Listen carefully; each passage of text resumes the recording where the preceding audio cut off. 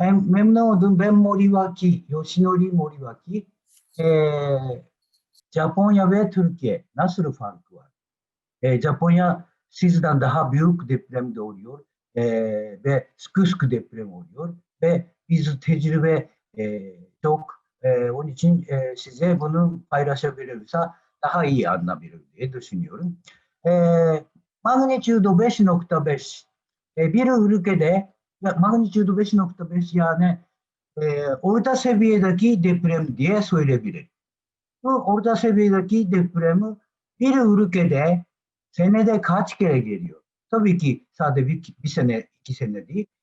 10 sene, 20 sene toplayıp ortalama yaptı. Böyle bakıyorsa birinci sıra e, Japonya 4. Türkiye 6.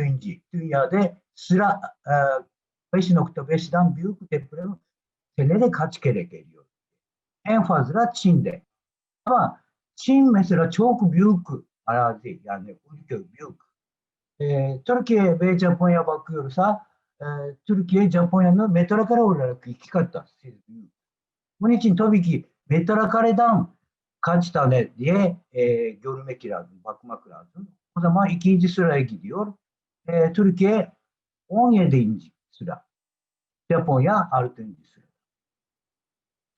Ondan sonra 3'den sonra önce 4. sıra bir bakar mısınız?